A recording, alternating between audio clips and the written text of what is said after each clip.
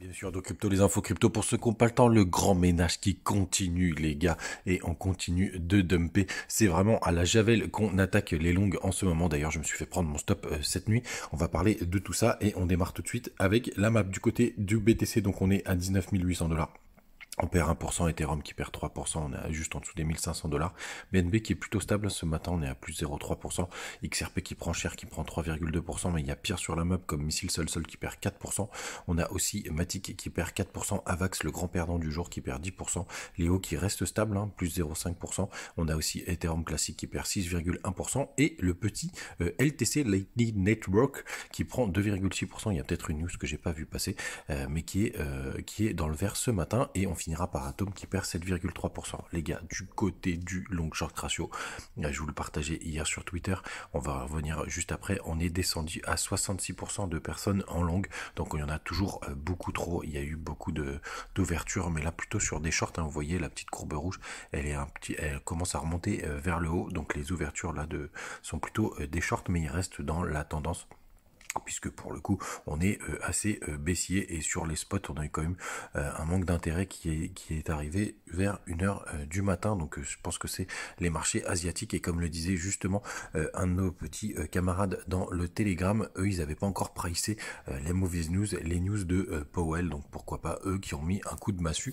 sur le cours. N'hésitez pas à venir nous rejoindre sur le Telegram, on partage justement ce type d'informations et on est toujours très content d'en discuter ensemble. Du côté du weekly, bien évidemment que c'est pas positif puisque la bougie ça y est a clôturé complètement dans le rouge avec un nouveau plus bas. Je crois qu'on a touché les 19 500 $. Donc pour le coup le weekly qui est très très moche, du coup le RSI on se rapproche de la zone de survente, vous voyez juste ici. On est juste au-dessus, donc c'est au niveau des 30 et le MACD qui s'aplatit un petit peu. Donc les gars, grande prudence. Alors, et où est-ce qu'on est? On est toujours dans cette zone de rechargement de longue. Le bas, il est aux 19 300 $, grosso merdo.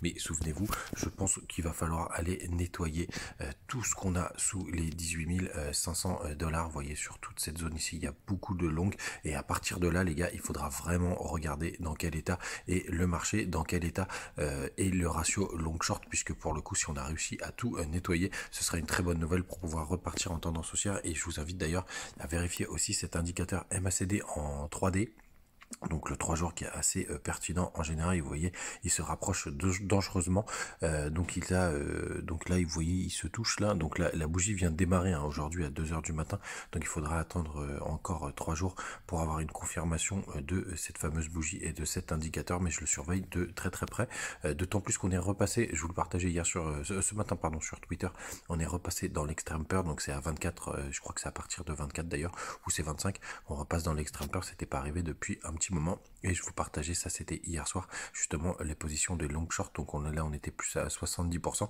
Il y a un gap CME aux 20 500 $, mais quand on voit le cours où est-ce qu'on en est actuellement, il y a 1000 $ pour retourner au gap CME et il y a 1000 $ pour aller nettoyer tous les longues qu'il y a juste ici. J'espère juste que ça suffira à faire le ménage et qu'il n'y a pas trop de stop sous les 17 600 $, parce que sinon pour le coup il faudra bien évidemment aller les chercher. Et moi pour le coup mon stop je l'avais positionné justement sous ces petites mèches juste là, puisque je pensais qu'on allait pourquoi pas aller chercher ce gap CME, mais patatras, on a été nettoyé et moi le premier cette nuit, évidemment avec un risque management maîtrisé. Pour le coup il n'y a pas trop de dommages évidemment sur le portefeuille, donc les gars faites bien attention à vous en ce moment. N'hésitez pas à nous rejoindre sur le Telegram pour partager vos avis, vos idées, etc. Comme d'hab je vous le laisse en description et en commentaire et on se retrouve demain. Salut.